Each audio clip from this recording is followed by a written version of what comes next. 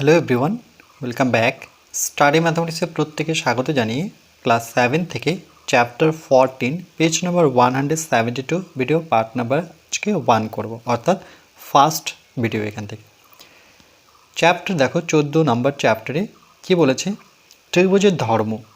ওকে, ত্রিভুজ সম্পর্কে আমরা কিছু ধর্ম জানবো। জানার আগে আমরা কিছু পড়ে নিই। এখানে দেখো, এখানে ছাত্রছাত্রীরা কী করছে, বিভিন্ন ত্রিভুজ এঁকে সেটাকে কাটছে। দেখো কাটছে দিয়ে আয়েশা এদের মধ্যে স্কেল ও পেন্সিল দিয়ে অনেকগুলি ত্রিভুজ আঁকলো।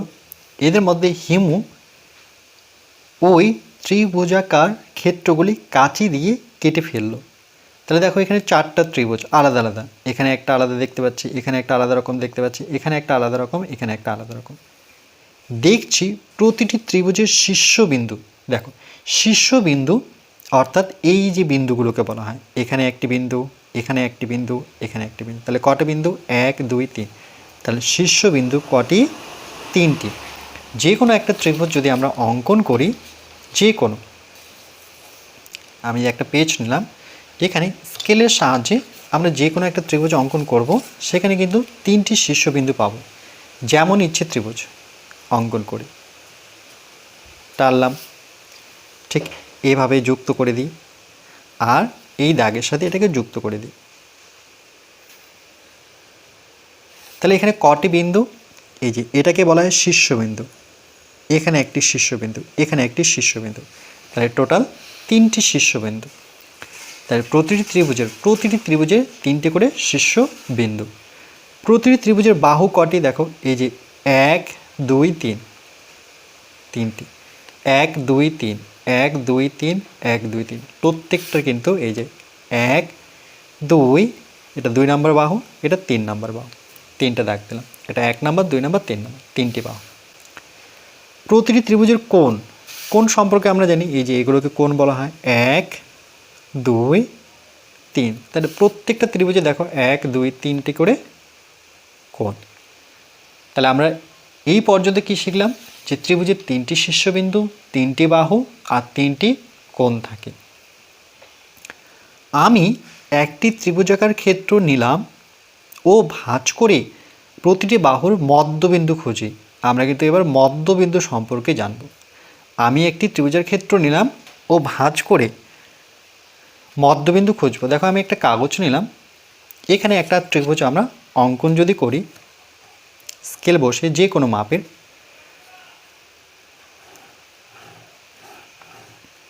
নিয়ে চেষ্টা করো এইভাবে ত্রিভুজটা অঙ্কন করার। তাহলে এই বাহুটার দৈর্ঘ্য কম, এই বাহুটার দৈর্ঘ্য বেশি। তাহলে আমি এখানে একটি বিন্দু নিয়ে এই বিন্দুর সাথে এটাকে যুক্ত করি।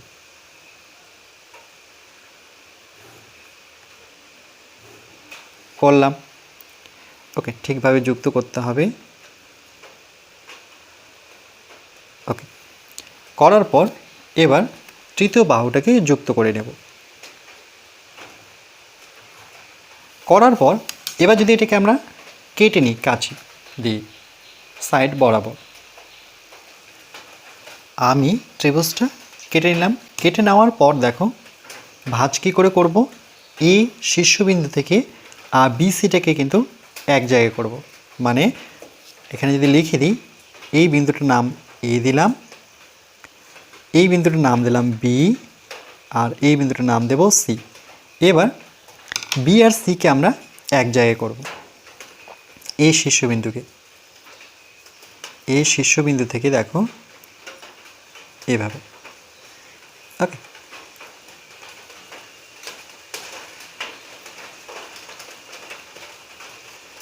এরকমটা। এবার আমরা এই ভাঁজটা যদি খুলে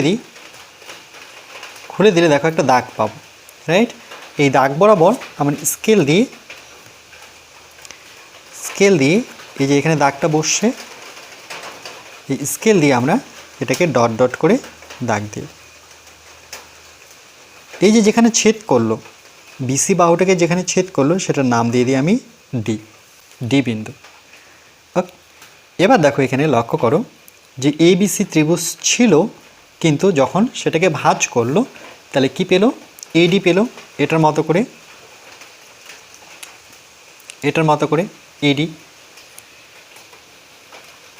ত্রিভুজাকার ক্ষেত্রটির বিসির বাহুকে ভাঁজ করে, এই যেটা বললাম বিসি বাহুকে ভাঁজ করে বি বিন্দুকে সি বিন্দুতে মিলিয়ে বিসি বাহুর মধ্যবিন্দু ডি পেলাম। আরেকবার বলছি, দেখো ত্রিভুজাকার ক্ষেত্রটির বিসি বাহুকে, এই যে বিসি বাহুটা আছে, ভাঁজ করে বি বিন্দুকে আর সি বিন্দু থেকে মিলিয়ে দিলাম। দেখো এই বিটা সিকে মিলালাম, মিলিয়ে বিসি বাহুর উপর মধ্যবিন্দু কি পাওয়া গেল?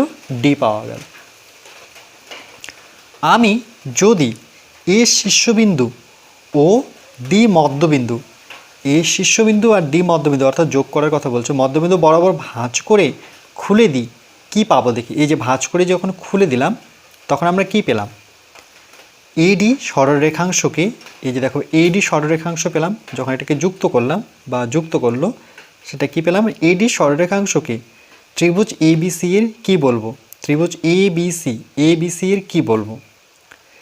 ভীষণ ইম্পর্টেন্ট লাইন। এডি সরলরেখাংশ এবিসি ত্রিভুজের মধ্যমা। তাহলে দেখো যেটা শীর্ষবিন্দু থেকে আসবে সেটা কিন্তু মধ্যমা বলবো। এই যে এটাকে শীর্ষবিন্দু থেকে আসছে বিসির উপরে, তাহলে এটাকে বলবো মধ্যমা। তাহলে এডি সরলরেখাংশ এবিসি ত্রিভুজের মধ্যমা, অর্থাৎ ত্রিভুজের শীর্ষবিন্দু ও বিপরীত বাহুর মধ্যবিন্দু। দেখো ত্রিভুজের শীর্ষবিন্দু আর তার বিপরীত, এই যে শীর্ষবিন্দু এখানে আছে তার বিপরীতে বাহু তো বিসি আছে। যেমন আমি যদি বলি বি শীর্ষবিন্দুর বিপরীত বাহু কোনটা, দেখো সোজা চলে যাব এসির উপরে। সি শীর্ষবিন্দুর বিপরীত বাহু কোনটা, সোজা চলে যাব এবির উপরে। তাহলে এ শীর্ষবিন্দু থেকে বিসির উপরে মধ্যবিন্দুর সংযোগ সরলরেখাংশ হলো ত্রিভুজটির মধ্যমা। তাহলে মধ্যমার এটা সংজ্ঞা। মধ্যমা কাকে বলে?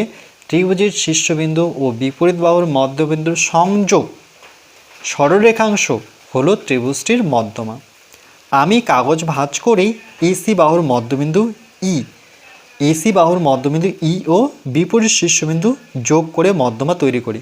তাহলে দেখো এসি কাগজ ভাঁজ করে আমরা এসি অর্থাৎ এটাকেই আমরা যখন কাগজ ভাঁজ করবো, যে আমি কাগজ ভাঁজ করে এসি বাহুর মধ্যবিন্দু, তাহলে এসি বাহুর মধ্যবিন্দু বের করার জন্য আমাদের কি করতে হবে? বি শীর্ষবিন্দু থেকে এখানে ভাঁজ করে নিতে হবে। তাহলে এটার মধ্যেই করছি, দেখো এই বি শীর্ষবিন্দুকে টার্গেট করে আমরা এটাকে ভাঁজ করব।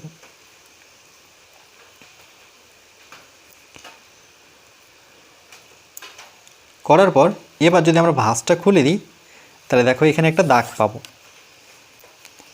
এখানে কিন্তু একটা দাগ আছে এই ভাঁজ বরাবর। এবার আমরা স্কেল বসে এটাকে ডট ডট করে যদি যুক্ত করি, তাহলে দেখো এরকম পাবো। এবার যেখানে ছেদ করলো, এসি বাহুকে কোথায় ছেদ করলো, নাম দিই ই বিন্দুতে। এটা যদি ডি হয়, এ বি সি ডি, ডির পরে কি আসবে? ই। তাহলে দেখো ইতে ছেদ করলো।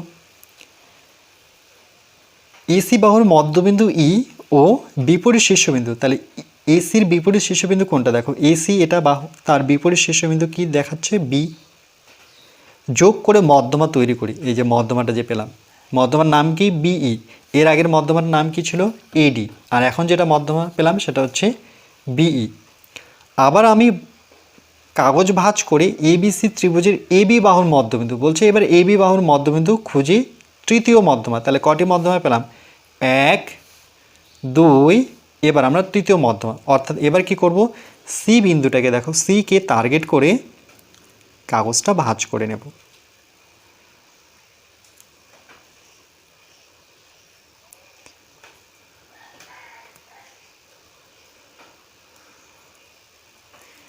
আবার যখন ভাঁজ খুলে দেব তখন কিন্তু এখানে একটা দাগ পাবো।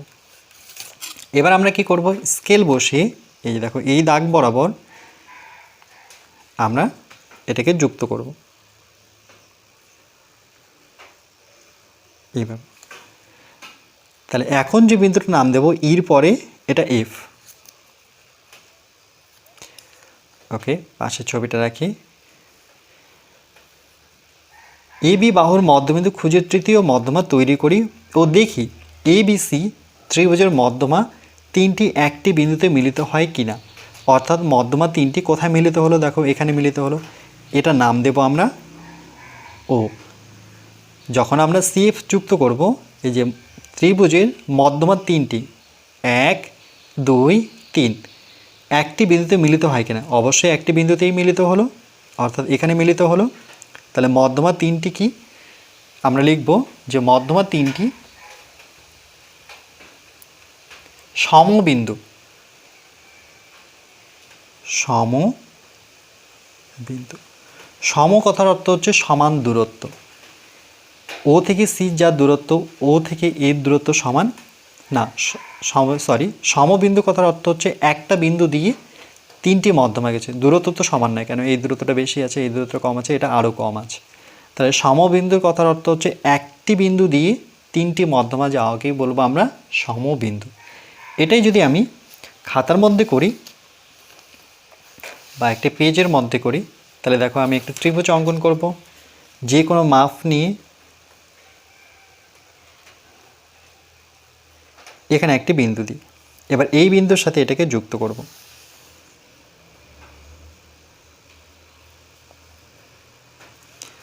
এটাকে যুক্ত করে দিই।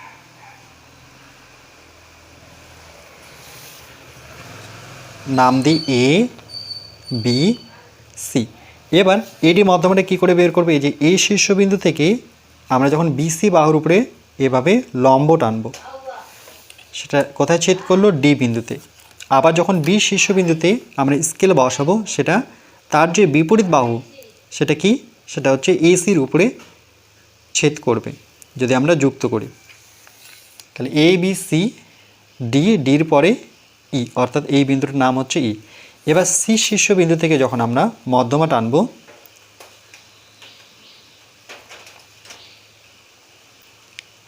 তাহলে তার বিপরীত বাহু এ বির উপরে ছেদ করলো, নাম দেব এফ। তাহলে দেখো এই যে তিনটি মধ্যমা একটি বিন্দুতে গিয়ে মিলিত হলো, সেটা নাম দিই ও। তাহলে এই বিন্দুটাকে বলবো আমরা সমবিন্দু, মানে একটি বিন্দু দিয়ে গেছে, এর জন্য সমবিন্দু নাম হয়েছে। বুঝতে পেরেছো নিশ্চয়ই?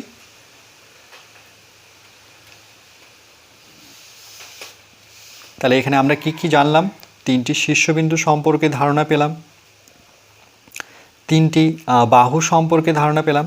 তাহলে এখানে পেলাম আমরা 1 নম্বর, যদি এগুলো পয়েন্ট করে লিখি, যে শীর্ষবিন্দু এভাবে লিখতে পারি ত্রিভুজ, এটা ত্রিভুজ চিহ্ন এ বি সি এর তিনটি শীর্ষবিন্দু, তিনটি শীর্ষবিন্দু, শীর্ষবিন্দু। 2 নাম্বার জানলাম ত্রিভুজ এ বি সি এর তিনটি বাহু। 3 নাম্বার জানলাম ত্রিভুজ এ বি সি এর তিনটি কোণ জানলাম। 4 নাম্বার জানলাম ত্রিভুজ এ বি সি এর তিনটি মধ্যমা।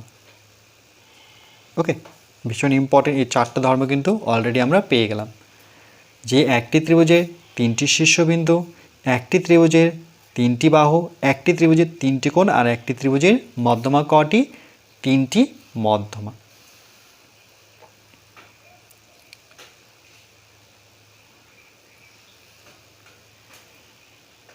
এরপর পরবর্তী পার্ট নাম্বার 2-এ আমরা নিজে করি 14.1-এর অঙ্কটি করব।